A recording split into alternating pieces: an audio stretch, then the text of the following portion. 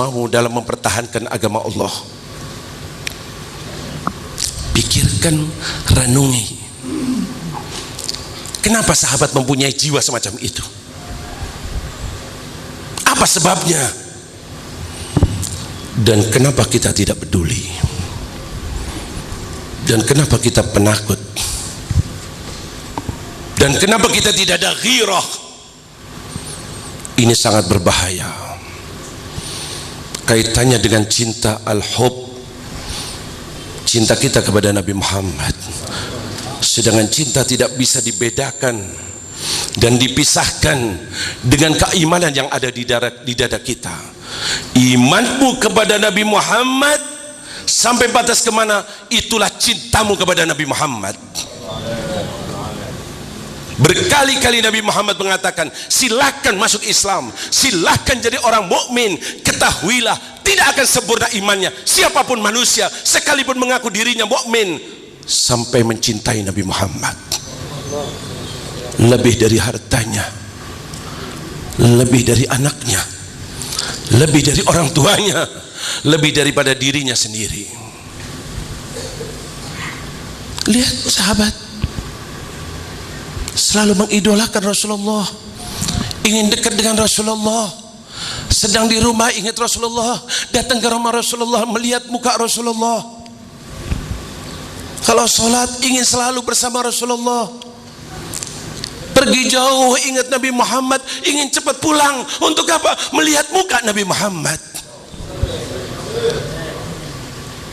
Lihat, ya Allah, Abu Khaythamah pergi jauh. Setelah pulang dalam keadaan capek, loyo, masuk rumahnya.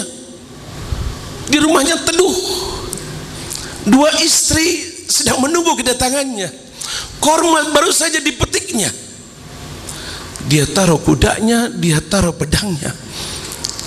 Tahu-tahu bertanya sama istrinya, wahai istri-istriku, aku masuk kota Madinah sepi, aku tidak melihat sahabat-sahabat, aku tidak melihat Nabi Muhammad,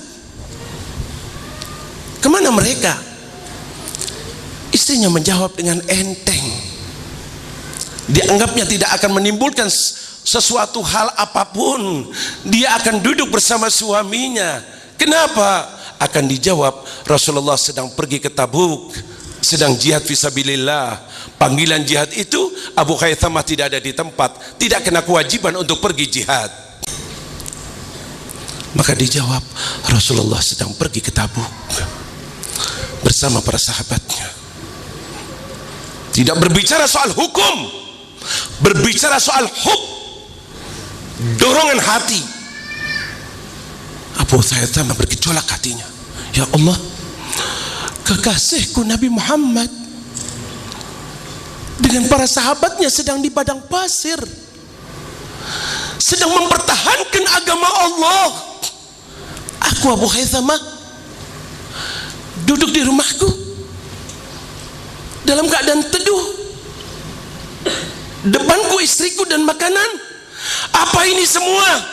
Bergejolak hatinya. Dia bersumpah, demi Allah, makanan ini haram untuk aku, tempat ini haram untukku. Diambil pedangnya, diambil kudanya, dikejar Nabi Muhammad, dikejar Nabi Muhammad. Tidak dengar sewaktu ada panggilan untuk jihad, tidak peduli wajib atau tidak wajib. Cintaku kepada Nabi Muhammad, tidak ingin berpisah dengan Nabi Muhammad. Pergi dikejar Nabi Muhammad dengan kudanya, debu naik sehingga sahabat-sahabat takut kalau ada serangan dari belakang, siap dengan pedangnya. Tapi Nabi Muhammad mengatakan, kun Abu Khaythamah, semoga yang datang ini adalah Abu Khaythamah. Betul, nampak Abu Khaythamah, dipeluknya Nabi Muhammad. Allahumma sholli ala Sayyidina Muhammad. Ini kunci keberhasilan yang dilakukan Nabi Muhammad terhadap para sahabatnya. Berapa banyak riwayat semacam ini. dari sahabat-sahabat Rasulullah sallallahu alaihi wasallam mengidolakan Rasulullah sampai-sampai membayangkan kalau nanti masuk surga, aku meninggal, aku diampuni Allah, aku masuk surga, dia pucat, dia nangis, dia sampai berubah keadaannya, padahal sudah mimpi masuk surga, membayangkan surga. Pucat, datang ke tempat Rasulullah, sampai Rasulullah bertanya, malaka ya Thauban, kau sakit? Tidak ya Rasulullah. Kau ada yang mengancam? Tidak. Kau punya hutang? Tidak. Mukamu pucat wahai Thauban. Thauban menjawab, ya Rasulullah, aku selalu merindukan dirimu, aku hanya ingin hidup bersamamu. Bila aku di rumah, ingat dirimu, aku cepat-cepat datang ke rumahmu. Bila aku bepergian, aku cepat pulang untuk melihat mukamu ya Rasulullah.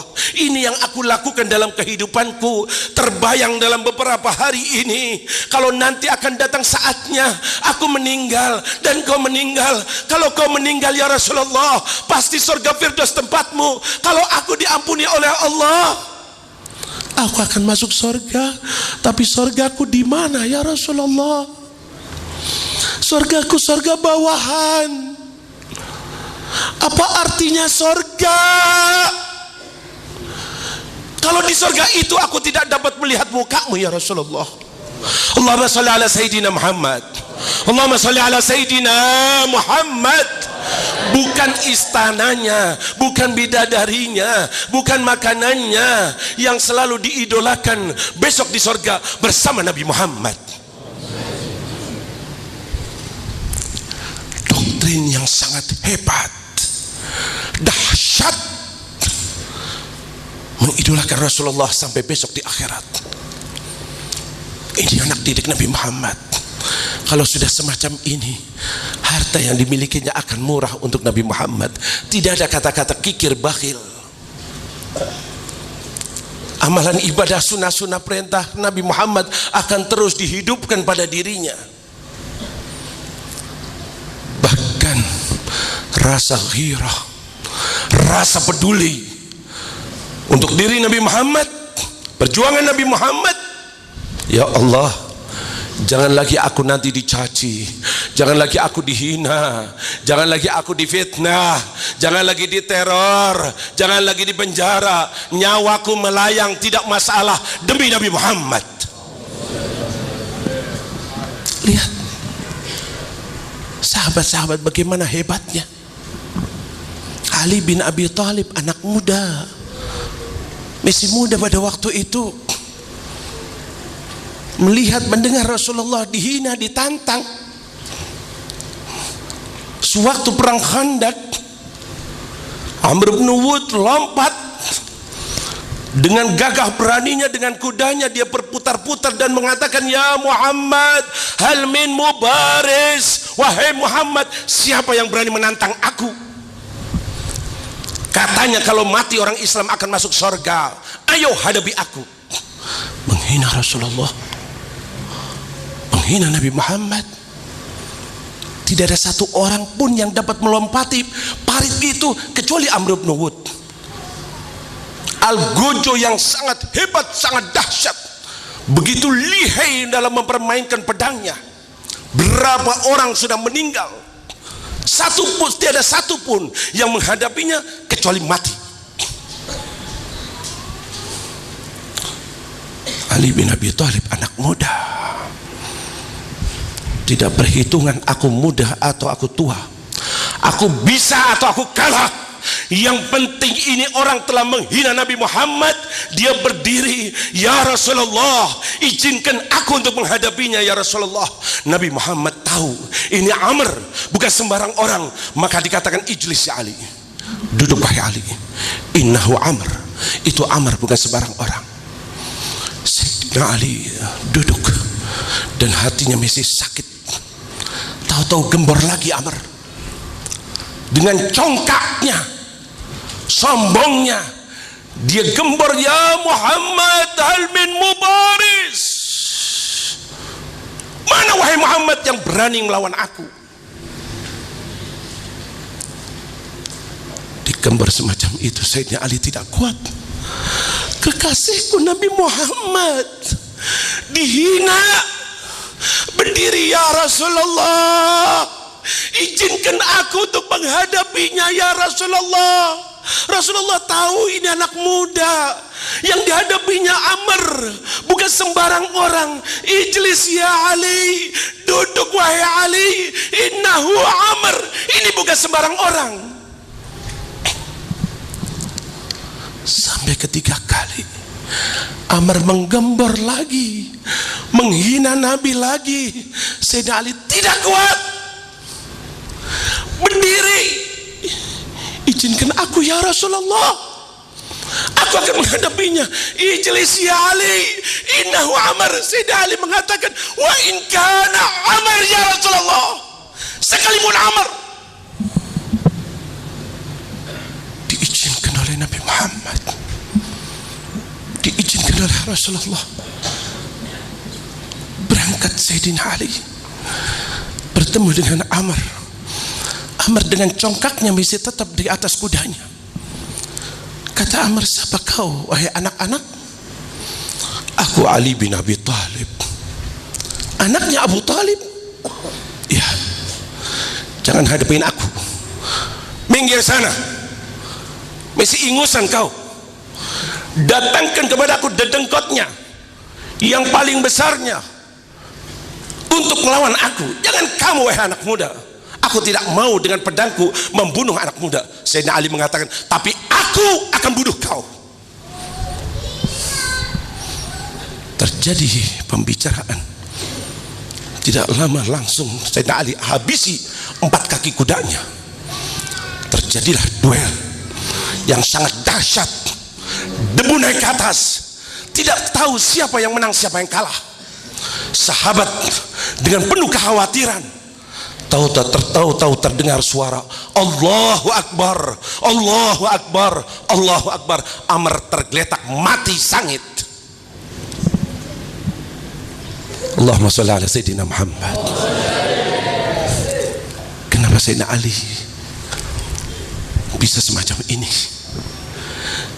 Kenapa nggak takut mati? Kenapa nggak peduli yang dihadapannya orang yang lebih hebat? Kenapa? Doktrin Habibuna Muhammad, didikan Rasulullah. Rasulullah ada di hatinya. Rasulullah segala-galanya. Kecintaannya melebihi daripada hartanya, jiwanya dan segalanya. Habibuna Muhammad dihina, aku akan hadapi, kau akan mati, biar kau akan biar, yang penting aku membela Nabi Muhammad. Allahumma sholli ala Sayyidina Muhammad. Ini kunci keberhasilan. Ini kunci penyebab mereka sukses. Ini sahabat-sahabat Nabi Muhammad, anak didik Rasulullah sallallahu alaihi wasallam. Sampai-sampai setelah Rasulullah meninggal, metode ini diterapkan oleh para sahabat kepada anak-anaknya. Diajari tauhid, diajari syariat, dan diajari bagaimana sejarah Nabi Muhammad, kemuliaan Nabi Muhammad, keagungan Nabi Muhammad masuk dalam anak-anak itu. Sampai-sampai pernah dalam satu peperangan, setelah meninggal Rasulullah SAW, futuhat, dibukanya kota ini, negara ini, anak muda ini ikut. Dia mendaftarkan diri, meminta kepada ayahnya untuk ikut jihad, diizinkan oleh ayahnya. Sewaktu dalam keadaan barisan perang, ayahnya siap dengan pedangnya menghadapi orang-orang kafir, anaknya ada di sebelahnya siap dengan pedangnya. Tahu-tahu anak itu mengatakan, ya Abah, adakah salam, adakah pesan untuk Nabi Muhammad? Ayahnya menengok, wahai anakku, jangan main-main dengan Nabi Muhammad. Tidak wahai ayah, aku serius. Adakah salam, Adakah pesan untuk Nabi Muhammad? Ditegur lagi, wahai anakku, jangan main-main dengan Nabi Muhammad. Apa yang kau katakan? Wahai ayah, bukankah kita sedang berada di medan perang?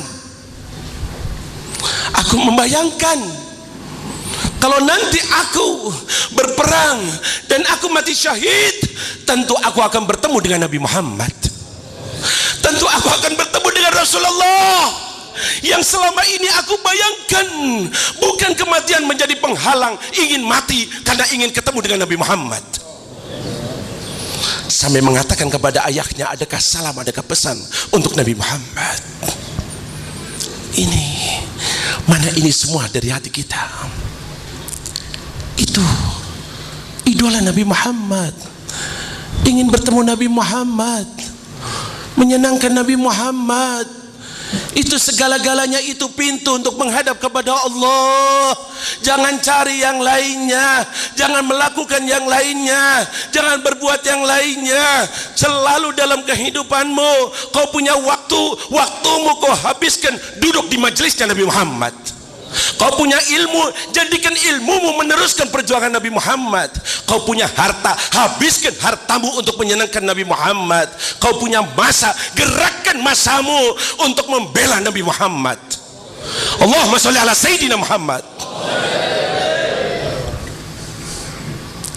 Wa izzati wa jalali, kata Allah, wa izzati wa jalali law ja'uni min kulli tariq wastaftahu min kulli bab. Bersumpah Allah, manusia-manusia tempuh semua jalan, buka semua pintu, ingin dapatkan ridha Allah, jangan harapkan kecuali lewat pintu Habibuna Muhammad.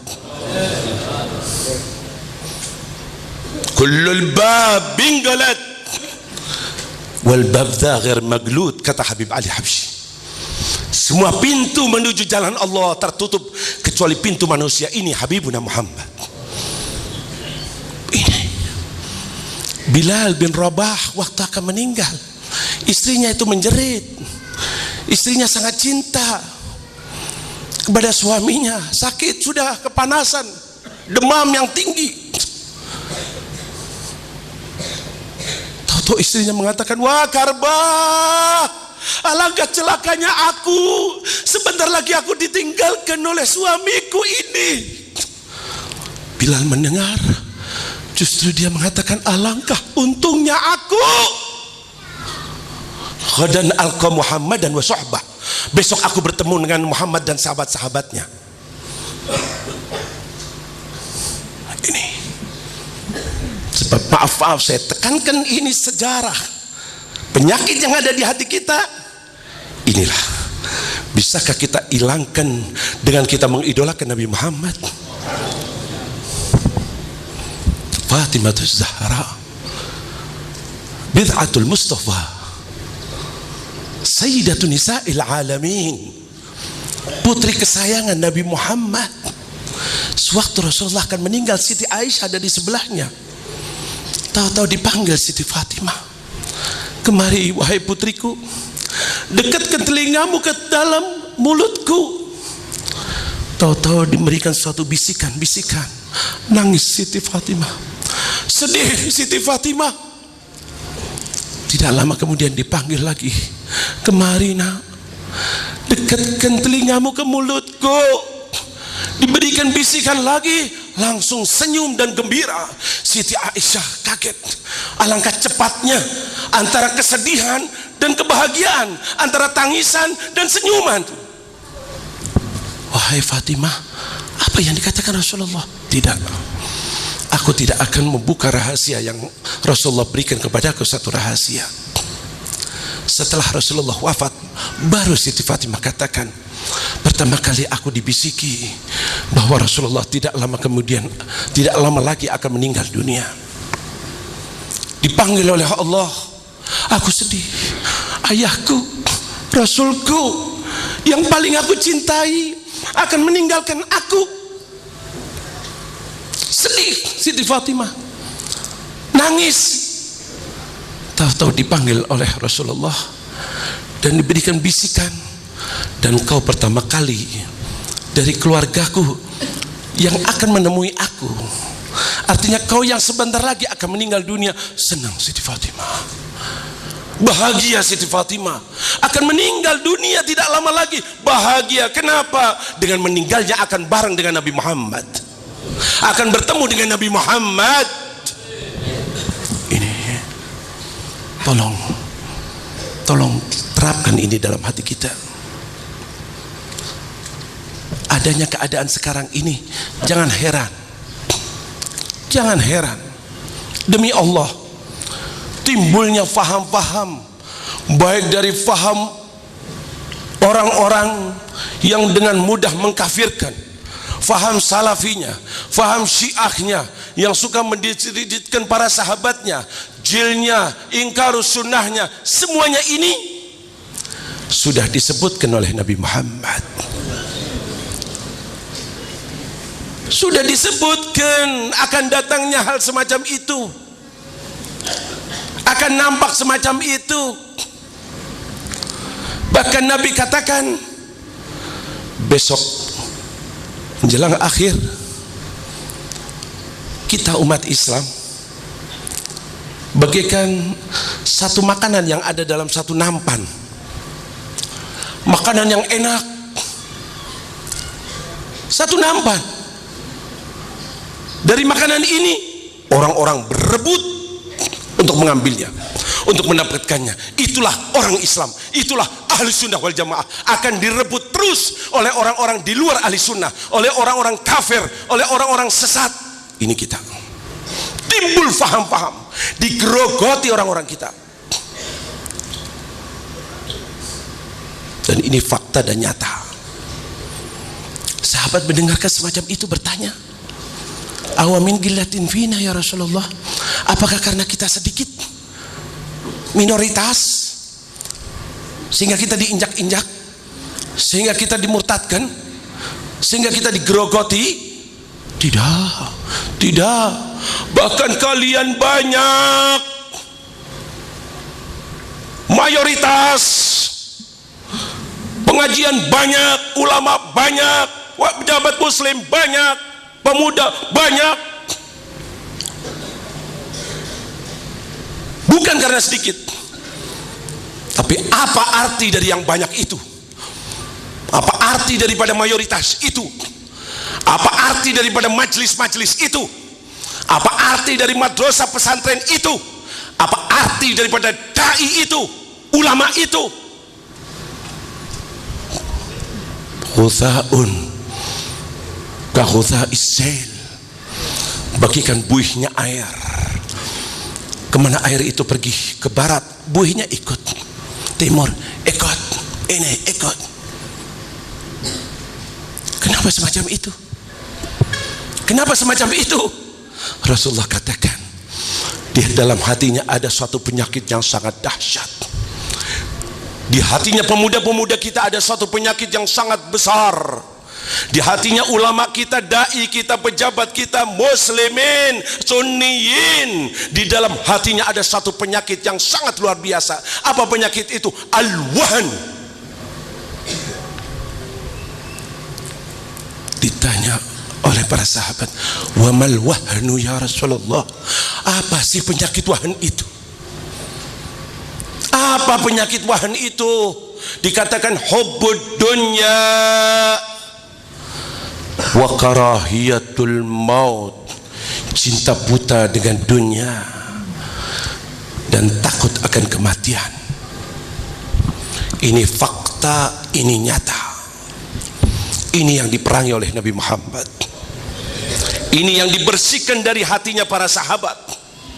Ditanamkan tauhid, ditanamkan akan yang paling mulia dan paling baik adalah besok hari akhirat. Itulah yang langgeng, itulah yang abadi. Walal akhiratu khairun laka minal akhirat. Akhirat, jangan hidup di dunia untuk di dunia, hidup di dunia untuk mencari kesenangan besok di akhirat.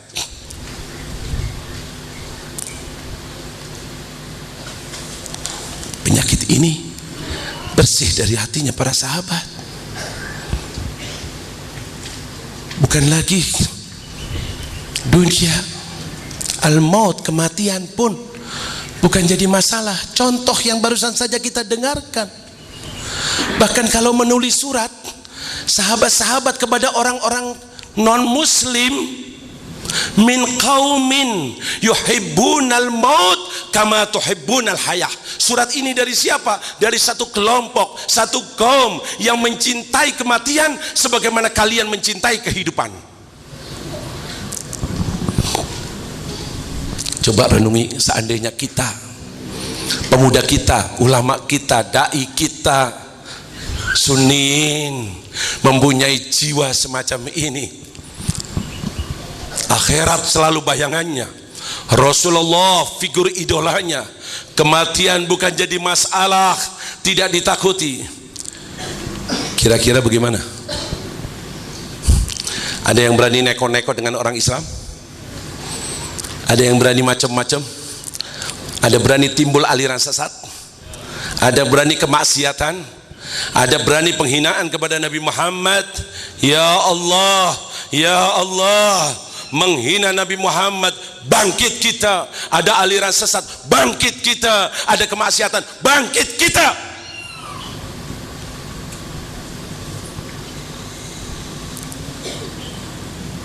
Kebangkitan itu yang dipentingkan, peduli itu yang diharapkan. Jangan bungkam, jangan diam, jangan mikirkan resiko untuk perjuangan Nabi Muhammad. Kalau ingin menyenangkan Nabi Muhammad, kalau kau betul-betul cinta kepada Nabi Muhammad, kalau kau ingin besok dibangkitkan di bawah bendera Nabi Muhammad, Allahumma shalli ala Sayyidina Muhammad, Allahumma shalli ala Sayyidina Muhammad. Kunci keberhasilan adalah al-hub, mengidolakan Nabi Muhammad. Selama kurang mengidolakan, pasti kau akan bungkam. Sewaktu ajaran Nabi Muhammad dihina, sewaktu Rasulullah didiskreditkan, sewaktu keluarganya dijelekkan, sewaktu sahabat-sahabatnya dikafirkan, kau bungkam, kau diam, karena di hatimu tidak ada rasa cinta kepada Nabi Muhammad. Kalau kau betul cinta, kau akan bangkit apapun resiko yang kau hadapi. Maaf, permasalahan ini adalah permasalahan modal kita untuk besok akhirat. Kalian mau jalankan silahkan, tidak jalankan akan menanggung resikonya. Nabi sudah berdakwah, Nabi berkorban, Nabi berjuang, Nabi dicaci, Nabi keluar dari kota Madinah, keluar dari kota Mekah, Nabi jihad, sahabatnya meninggal, pamannya meninggal, Nabi kena panah. Semuanya itu untuk menegakkan ajaran Nabi Muhammad. Diteruskan oleh para sahabat, diteruskan oleh tabi'in, diteruskan oleh tabi'in, diteruskan oleh wali songo, diteruskan oleh para ulama, para kiai, para habaib. Sampai sekarang ajaran Nabi Muhammad ada di pundak setiap umat Nabi Muhammad. Ajaran Nabi Muhammad ada di pundak para pemudanya, para ulamanya, para da'inya, para cucunya, para siapa saja yang mengaku dirinya umat Nabi Muhammad. Dia wajib untuk meneruskan perjuangan Nabi Muhammad. Bungkam, diam, tidak mau peduli, na'udzubillah. Di sana menggerogoti, di sana merusak, di sana memurtadkan. Nabi sudah ungkapkan akan terjadi itu, akan ada itu, kalian akan direbut, kalian akan siapa yang akan bela? Siapa yang akan buka dada?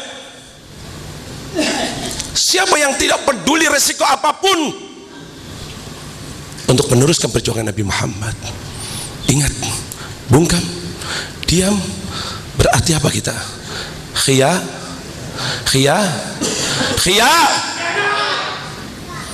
Pemuda-pemuda umat Nabi Muhammad yang mengaku cinta kepada Nabi Muhammad tidak mau berjuang, berarti pemuda pengkhianat.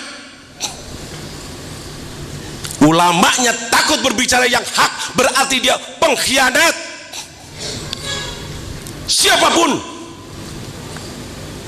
tidak mau meneruskan perjuangan Nabi Muhammad, khianat kepada Nabi Muhammad. Jangan mimpi dapat syafaat Nabi Muhammad. Apa yang kau korbankan Nabi Muhammad tidak akan melupakan, pasti akan dibalas, pasti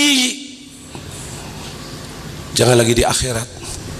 Siti Khadijah selalu dikenang oleh Nabi Muhammad. Sahabat-sahabatnya selalu dipuji oleh Nabi Muhammad. Berapa kali Nabi Muhammad mengatakan ana uhibbukum, ana uhibbukum. Waktu datang dari Mekah, baru masuk kota Madinah, orang-orang di sana mengharapkan semoga Nabi Muhammad jadi tetanggaku, jadi sebelahku, ingin berdekatan dengan Nabi Muhammad. Nabi Muhammad mengatakan, hal tuhibbuni? Apakah kalian mencintai aku? Iya ya Rasulullah. Wallah.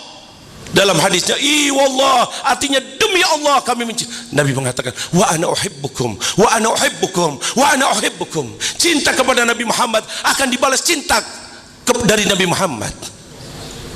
Pasti.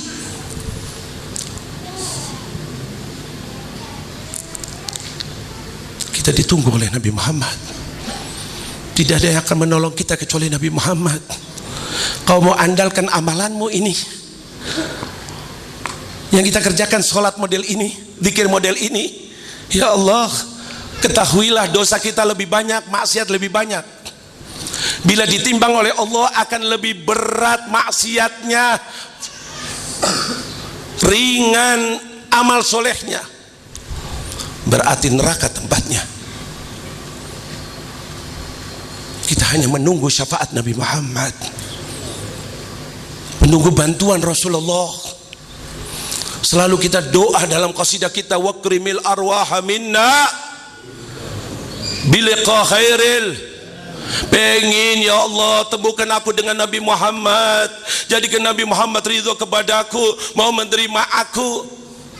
Ingat apa yang sudah kau lakukan untuk Nabi Muhammad, apa yang sudah kau korbankan untuk Nabi Muhammad, apa yang sudah kau jalankan untuk misi Nabi Muhammad.